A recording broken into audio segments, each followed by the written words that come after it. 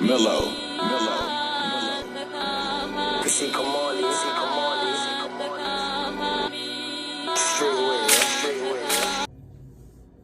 I dread the day that one day I might get a phone call saying that one of my 7 brothers have been killed by the police.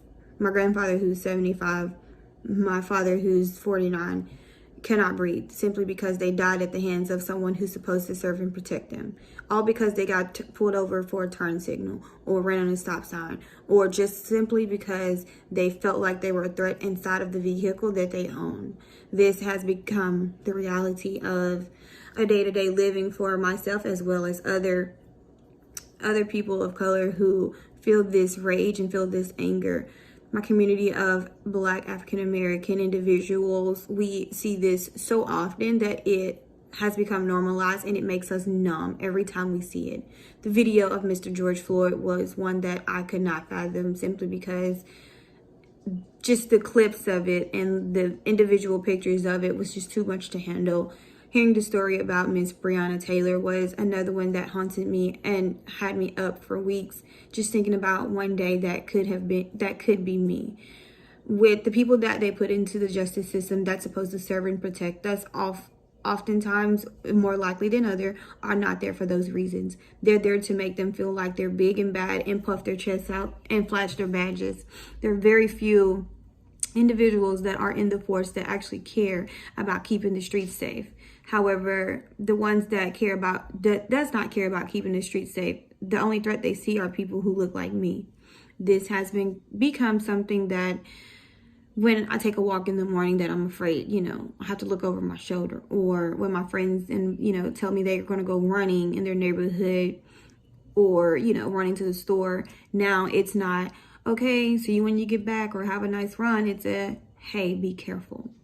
These are words that we have to say every single day, because we never know when it's our last. And it's not even because that we are afraid of, a car accident. It's because we're afraid of the people in blue. This is not a safe feeling. This is not a comfort feeling. As Black Americans, we are good enough to make their money by playing sports and sending our kids to their schools, but we're not good enough to be kept saved and protected in their same laws. These laws have been made to put a bandage over us to keep us quiet. Nevertheless, it doesn't always go that way, because eventually the band-aids fall off and then you can still see that wound. And for us, it has been a wound that has been oppressed and pressed for years and years and years.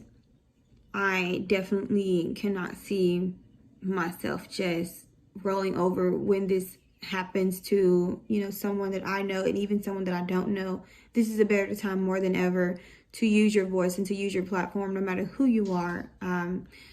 Mothers of athletes, send your kids to HBCUs and see what happens. I definitely benefited from an HBCU. If you want to be a doctor or a lawyer, go to a black school of medical health. Sorry.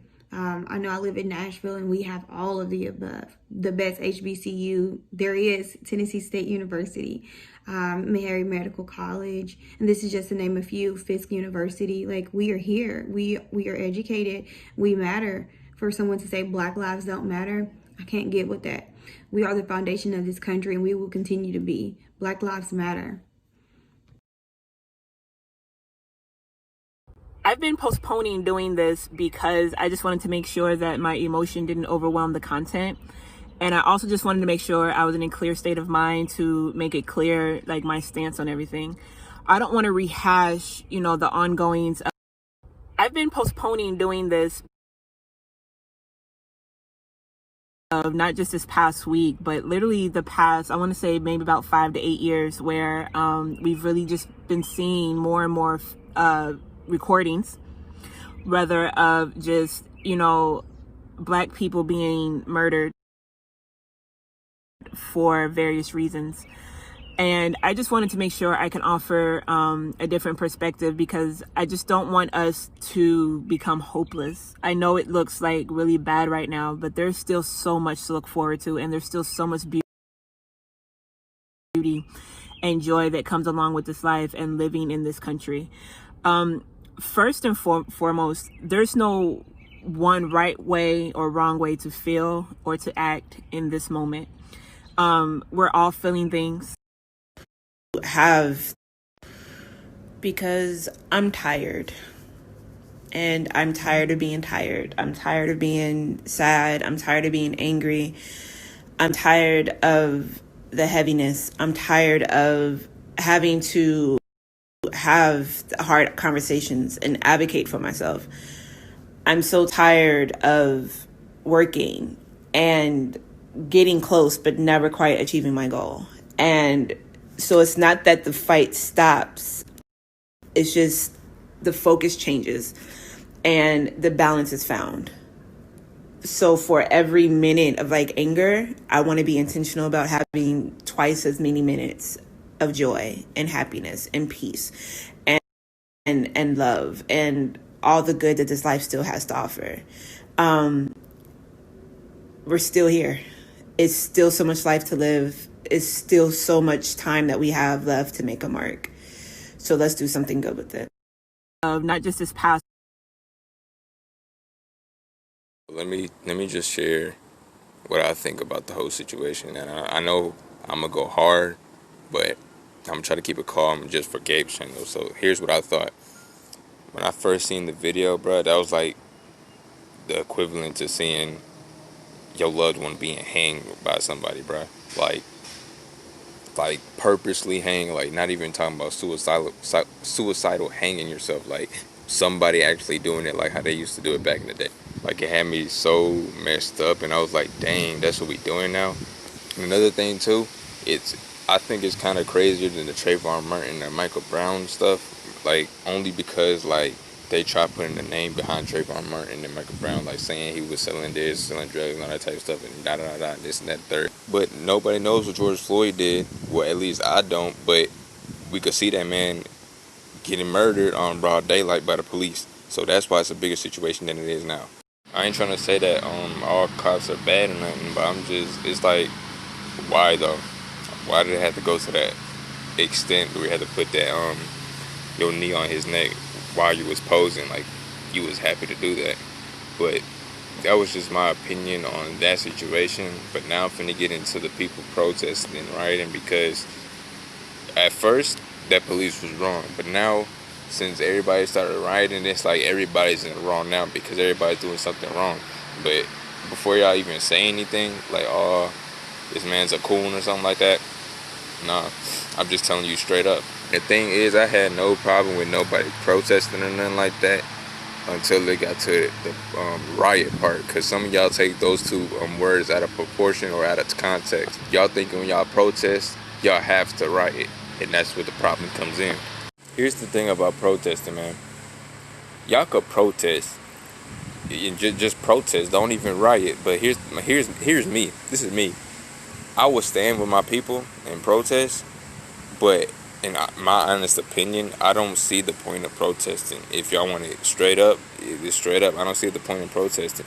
I know people want their little equality and like rights and stuff like that, but I ain't see nothing change in my eyes. I ain't see nothing change. So I said no. It's no point protesting because nobody's gonna do anything about it. Just think about it. Just think about it. You think they're gonna really change stuff around here? And now on top of that, people is rioting. Like I said, if you protest, but do not riot.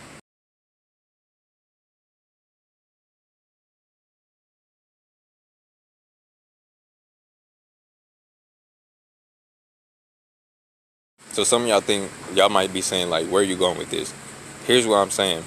Like I said before, when they're not going to change nothing because they don't care if we protest or not, they're not going to change nothing. But the only way they're going to change something is in a negative way. Meaning when we riot, that's when they're going to change stuff. I'm talking about when they're going to enact laws and do all that type of stuff. And if y'all haven't noticed by now, like I know some of y'all haven't noticed, but I know some of y'all do notice, but it's 3 things they're trying to do. The New World Order. So when y'all step out of line and tear all these businesses down and destroy the country and all that type of stuff, that's when they're going to bring that out. Then they're going to have these laws where they will run in your neighborhoods and just basically martial law you. If you don't know what martial law is, go look it up because I'm not finna explain it again. 2, the second thing they're trying to do, like when y'all keep rioting, They're not going for no white people, and there's no disrespect to them or none of that. I'm just keeping it real. They're not finna go for white people, nothing like that. They're going straight for colored people, specifically colored. I mean blacks, because when everybody's rioting, they're only showing us when we're rioting because they want to make it seem like we're dangerous, so they could like kill us freely when we step out of line and stuff like that. And that comes into the third point what I'm trying to make.